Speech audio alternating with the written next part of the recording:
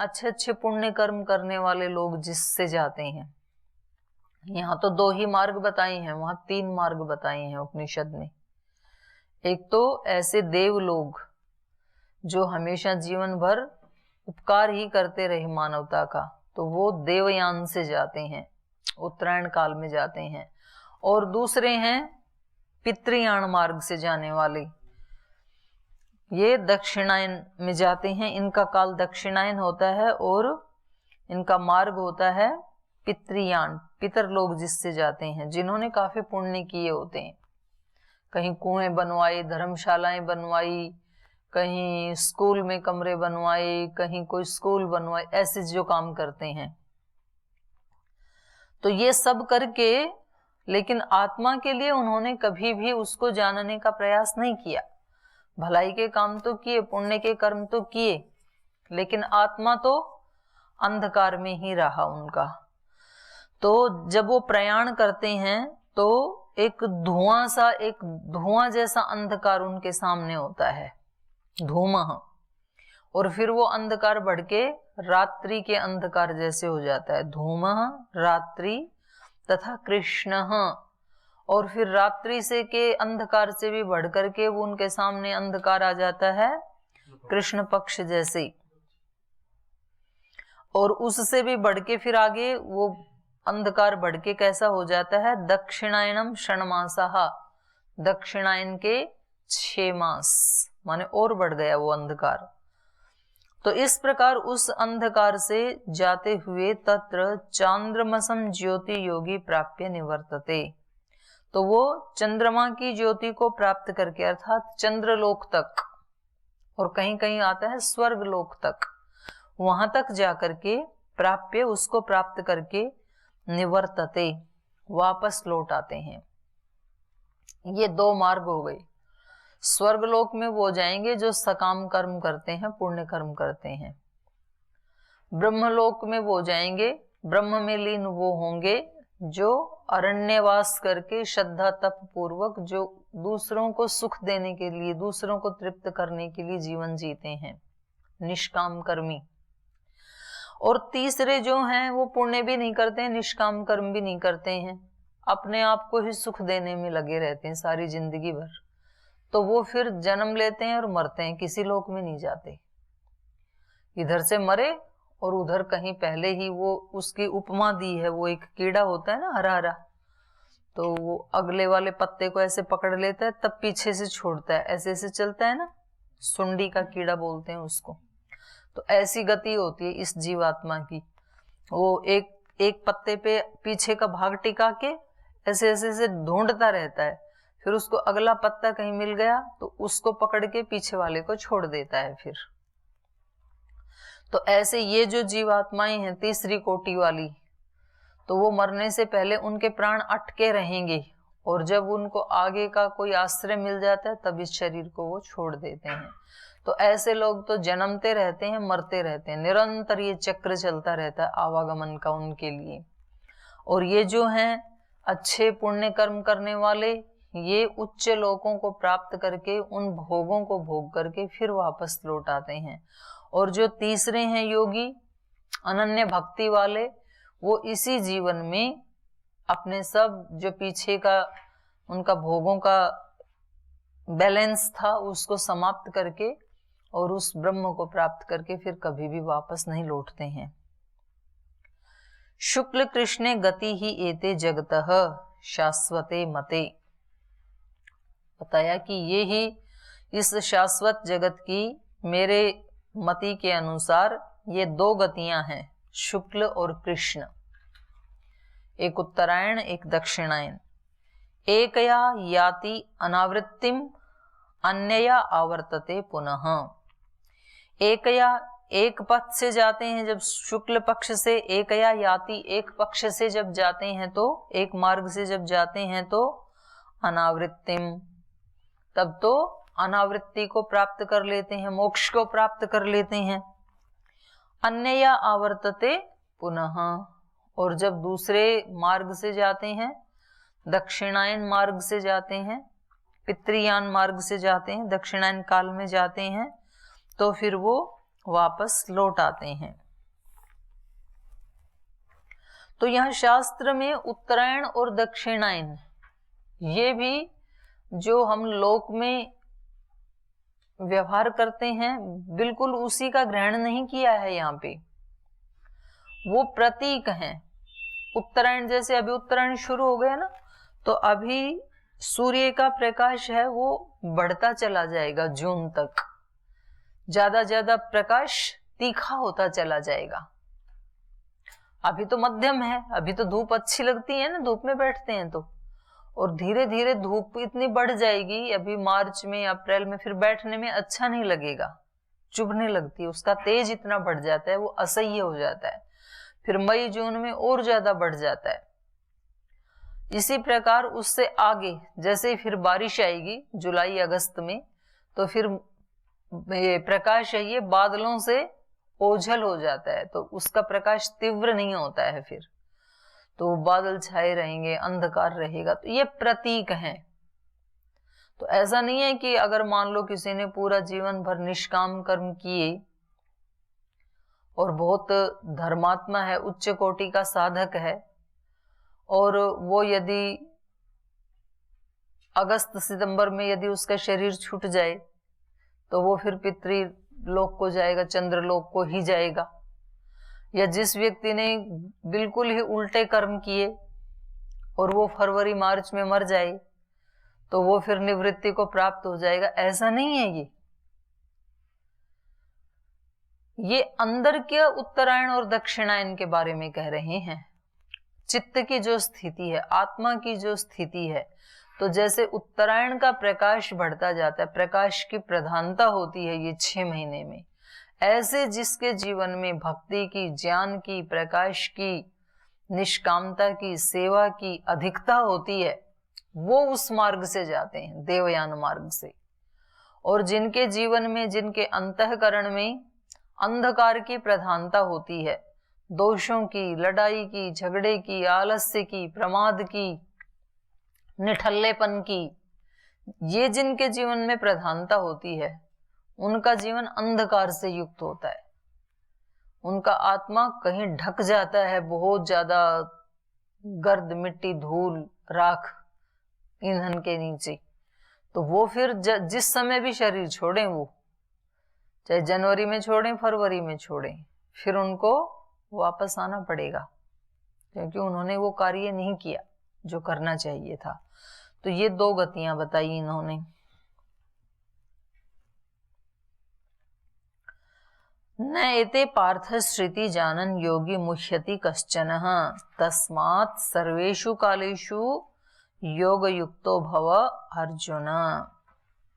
इसलिए कहा, हे पार्थ, न एते श्रुति जानन, एते इन 2 पथों को, उत्तरायण दक्षिणायन वाले देवयान पितृयान 2 मार्गों को जानन, जानते हुए, कश्चन योगी न मुह्यति, फिर कोई भी योगी इनसे मोहित नहीं होता है, माने उसके कोई भ्रम नहीं रह जाता है। जो योगी है, तो योगी को पता है कि मैं ऐसा आचरण करूंगा तो मुझे ऐसी गति प्राप्त होगी, ऐसा आचरण करूंगा तो ऐसी गति प्राप्त होगी, तो कोई उसमें भ्रम नहीं रह जाता है। न मुह्यति, उसको कोई मोह नहीं होता है। मुह धातु है वैचित्य, मुह वैचित्य, तो मुह्यति मतलब भ्रमित नहीं होता है।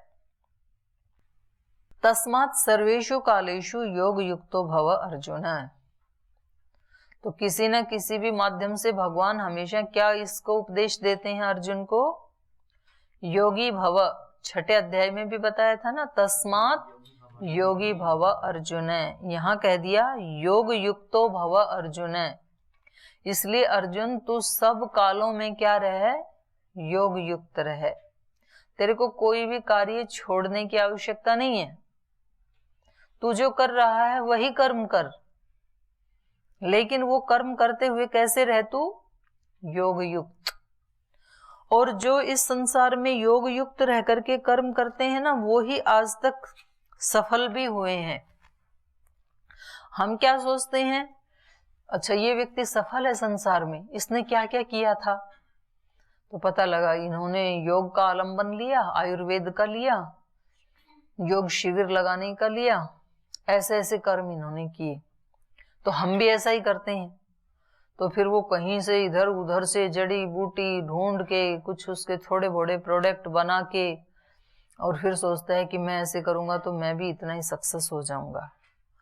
फिर कुछ देखते हैं कि नहीं, हमें तो उस प्रोजेक्ट के बारे में पता है, हम इसको इससे भी अच्छा, ये जो इन्होंने एक चेन बना रखी है स्वदेशी की, तो इसमें तो बहुत सारे त्रुटियां हैं, हम इसको इतना अच्छा बना देंगे तो हम इतने बड़े बन जाएंगे, हम ऐसे प्रोडक्ट बना लेंगे तो हम भी ऐसे ही बड़े बन जाएंगे।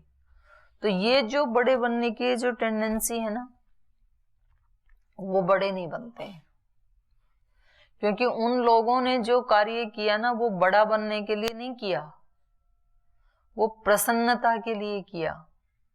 उनके अंदर वो संस्कार थे, उनको उस कार्य में, वो कार्य कैसे लगते थे, उनको भगवान की भक्ति जैसे लगते थे।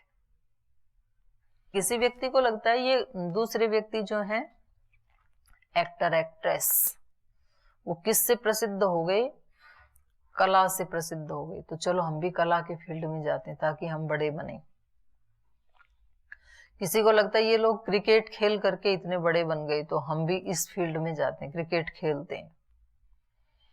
और वो 10-5 साल में ना इधर के रहते हैं ना इधर के रहते हैं, क्योंकि उन्होंने जब क्रिकेट खेलना शुरू किया था तो बड़ा बनने के लिए क्रिकेट खेलना शुरू नहीं किया, आनंद के लिए खेलना शुरू किया था, उनको आनंद आता था उस कार्य में।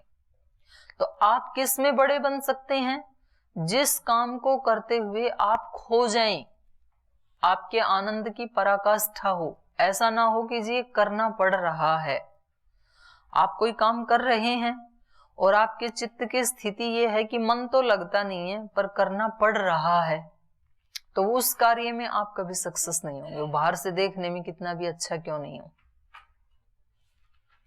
और जिस काम को करने में आपको ये लगता है कि इसमें तो हम खो जाते हैं, खाने पीने की भी सुध नहीं रहती है, कभी बोरियत होती ही नहीं है, जब उसको करते हैं तो लगता है और थोड़ा सा करें, तो समझ लो कि वो आपके संस्कार हैं और उसमें आप बहुत आगे जा सकते हैं।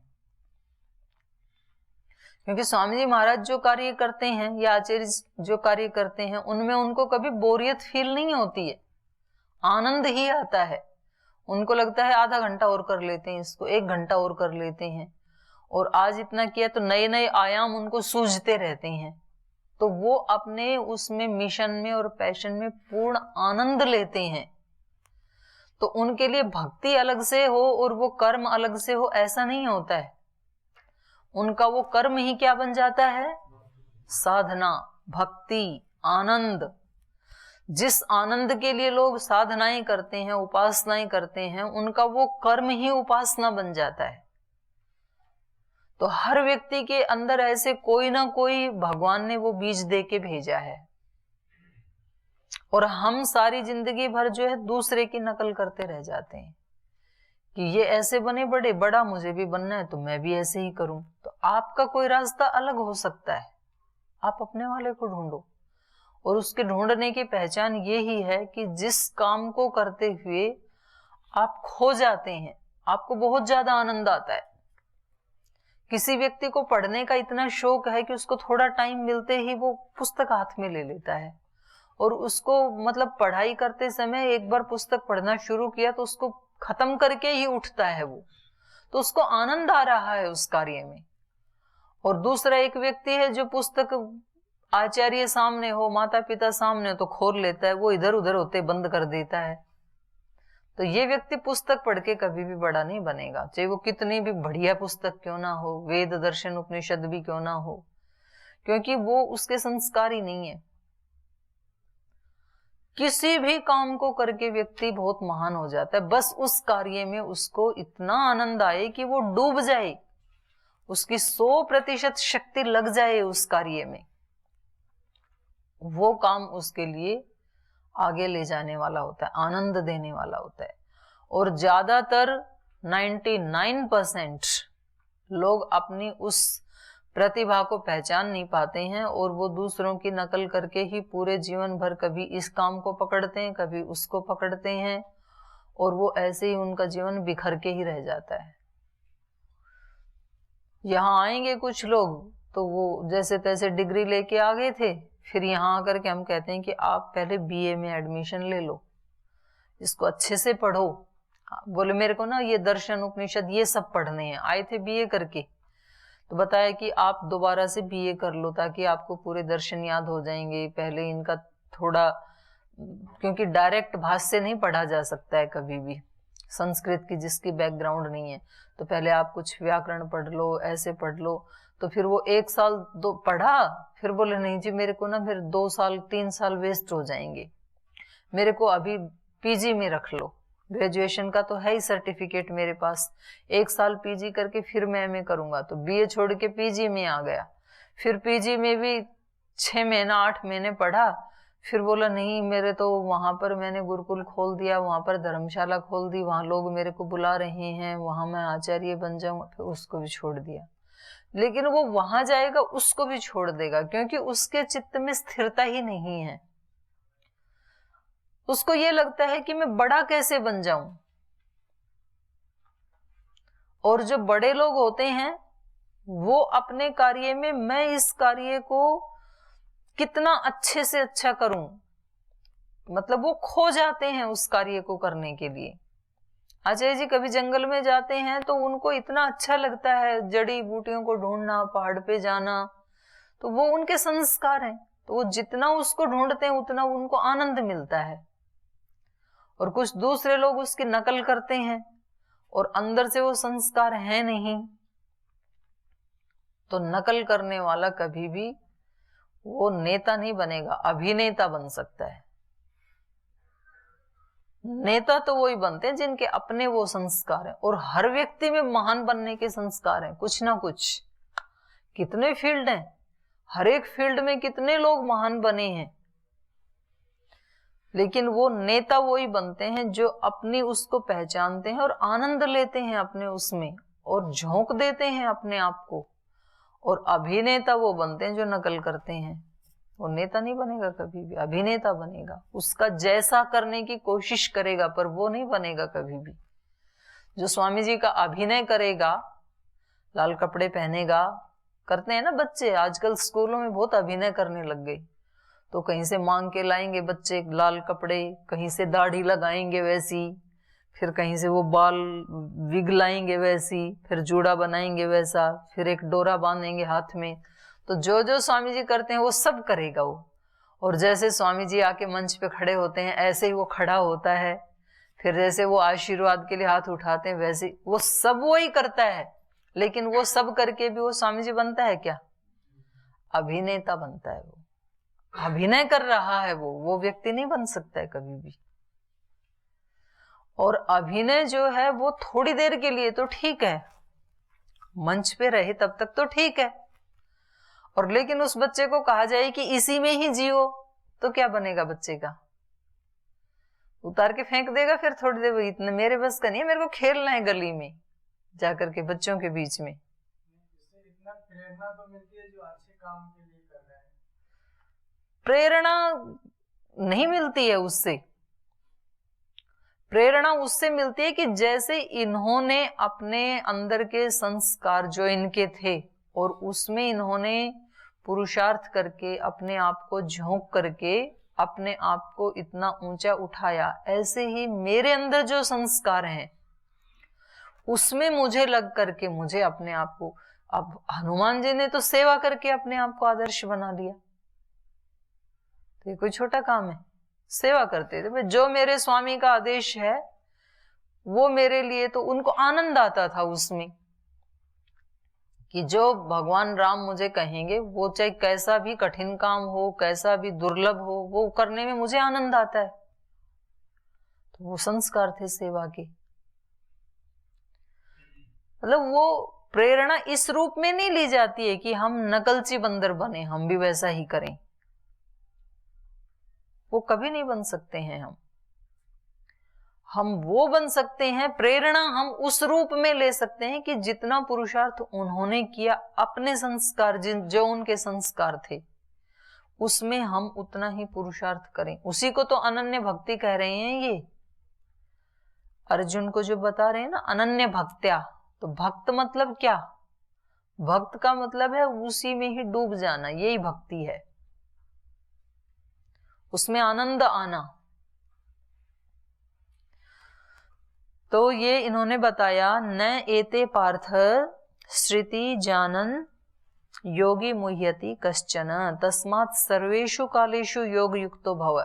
ये जो नीचे वाली जो पंक्ति है ना, सर्वेषु कालेषु योग युक्तो भव, सब काल में तू योग युक्त हो जा, ये पकड़ने वाली बात है। योग युक्त का मतलब क्या है? योग युक्त का मतलब ये नहीं है कि तू हर पल ओम ओम ओम ऐसे ऐसे करता रहे या राम राम का जाप करता है, वो नहीं कह रहे हैं। योग युक्त का मतलब है कि हर समय तू ऐसा कर्म कर जिसको करते समय तुझे आनंद की प्रतीति हो। मतलब जो तू ऐसा ना हो कि तुझे कोई मजबूरी में करना पड़ रहा है और तेरा चित्त कहीं अलग जा रहा है। ऐसे होता है व्यक्ति का, कई बार शरीर से कुछ और कर रहा है, मन कुछ और बोल रहा है, बुद्धि कुछ और बोल रही है, तो अपना जो अस्तित्व है वो ही संगठित नहीं है। और संगठित हुए बिना कभी भी कोई व्यक्ति किसी कार्य में सक्सेस नहीं होता है। तो कुछ काम होते हैं जो बाहर के संगठन से सिद्ध होते हैं, संगच्छध्वम संवदध्वम। कुछ कार्य ऐसे होते हैं जो अपने पूरे व्यक्तित्व के संगठित होने से होते हैं। और ये तो सभी कर्म ऐसे हैं, जब तक व्यक्ति का अपना अस्तित्व संगठित नहीं है, योग युक्त नहीं है, तब तक वो व्यक्ति कोई बड़ा कार्य नहीं कर सकता है। तो योग युक्त होने का यही अभिप्राय है कि जो मेरे मन में संकल्प उठा, जो मेरी बुद्धि ने निर्णय, वो ही निर्णय मेरी बुद्धि ने भी किया, और जो मेरी बुद्धि ने निर्णय किया वैसा ही सहयोग मेरी इंद्रियां भी कर रही हैं, मेरा शरीर भी कर रहा है, तो फिर वो व्यक्ति उस कार्य को सक्सेस कर लेगा। नहीं तो मन में कुछ और भाव उठ रहे हैं, बुद्धि कह रही है कि नहीं ये नहीं हो पाएगा मेरे से, और फिर इंद्रियां उसको करती नहीं है, इंद्रियां हड़ताल कर देती हैं, तो फिर वो कार्य नहीं होगा, संपन्न नहीं होगा। आपको मैंने बताया आप पढ़ के आना, तो अब ये एक विचार दिया ना आपके मन को, आपके मन ने सुन तो लिया, और आपके मन ने क्या कहा, मुझे तो नहीं पढ़ना है, और बुद्धि कह रही है पढ़ लेना चाहिए, क्या पता कल क्लास में पूछ लिया जाए। तो अब इन दोनों में ही आपस में टकराव हो गया। मन कहता है छोड़ो ना, कौन पुस्तक मांगे, कौन ढूंढे, कौन पढ़े, कल बताएंगे, उतना ही बहुत है अपने लिए, तो अपने को क्या करना है। बुद्धि कहती है पढ़ ले, नहीं तो कल पूछा जाएगा। तो बुद्धि की बात मानी ही नहीं। बुद्धि की बात नहीं मानी तो हाथ ने पुस्तक उठाई नहीं, आंख ने खोल के उन अक्षरों को देखा ही नहीं। हाथ कुछ कहीं और काम में लगे, आंखें कुछ और लगी हैं, बुद्धि कुछ और कह रही है, मन कुछ और कह रहा है, तो कर्म हुआ ही नहीं फिर। और सबकी एक ट्यूनिंग होती, मन ने कहा ठीक है, कहा है, तो बुद्धि कही ठीक है पढ़ लेते हैं, इसमें हमारी भलाई है, कोई नुकसान तो है नहीं। और फिर बुद्धि ने के उस निर्णय को मान करके हाथों ने फिर लाइब्रेरी से पुस्तक उठाई, खोली, आंख ने उन अक्षरों को देखा, और मन ने उसके साथ तादात्म्य किया, तो वो हमने पढ़ लिया, और बुद्धि ने उसको ग्रहण कर लिया, तो कार्य हो गया। संगठन के बिना, योग युक्त हुए बिना, योग युक्त का मतलब है पूरा अस्तित्व संगठित होकर के किसी एक चीज को फोकस करे। ईश्वर के ऊपर फोकस करेंगे तो भी सबको संगठित होना पड़ेगा, नहीं तो हाथ तो पूजा कर रहे हैं, घंटी बजा रहे हैं, दीप जला रहे हैं, और बुद्धि और मन कहीं और जा रहे हैं, उन्होंने हड़ताल कर दी कि छोड़ो ये क्या फालतू के काम में लगे हो, तो वो पूजा आपकी सक्सेस नहीं होगी। फिर योग युक्त का मतलब है हमारा सारा अस्तित्व उसके लिए, और वो भी प्रसन्नता पूर्वक। सेतु दीर्घ काल निरंतर्य सत्कारा सेविता, दीर्घ काल भी कर रहे हैं, निरंतर भी कर रहे हैं, श्रद्धा नहीं है, तो फिर आप 50 साल ध्यान करके भी उसको प्राप्त नहीं कर सकते। रोज ध्यान कर रहे हैं, दीर्घ काल तक कर रहे हैं, श्रद्धा नहीं है, लेकिन वे बैठना पड़ता है, यहाँ का नियम है इसलिए बैठना पड़ता है।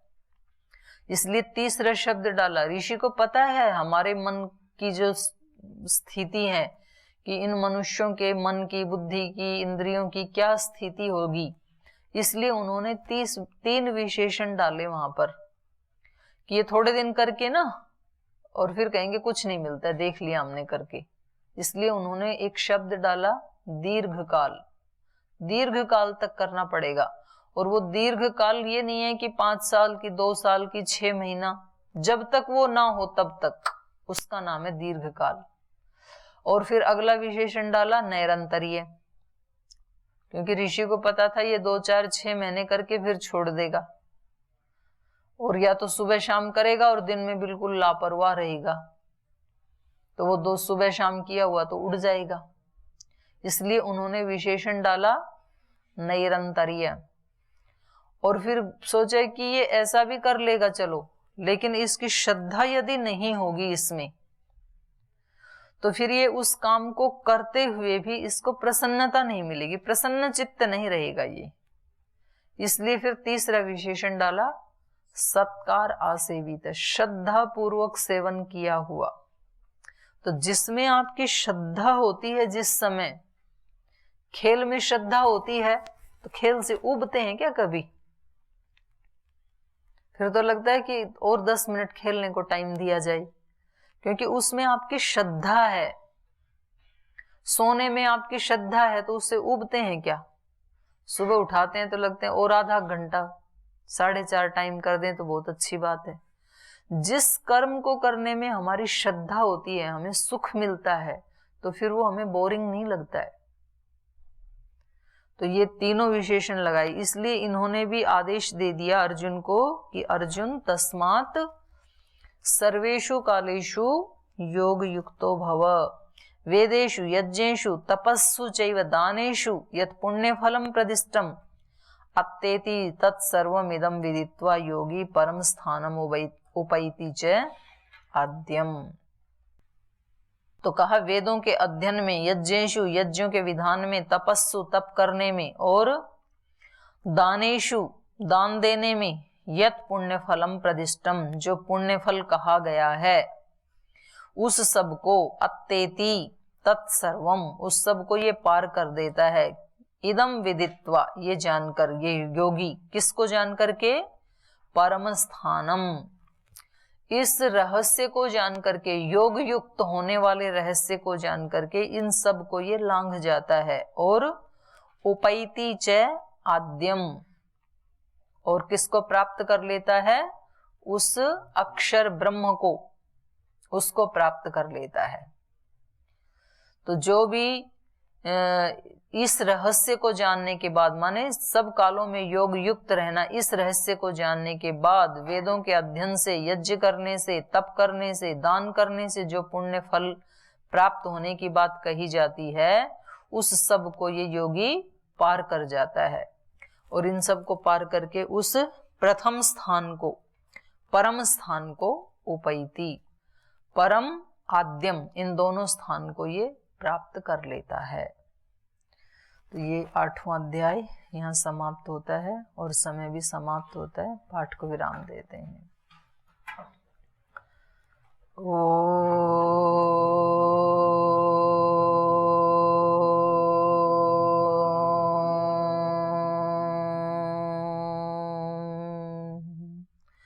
शांति शांति शांति ही। श्री गुरुभ्यो नमः।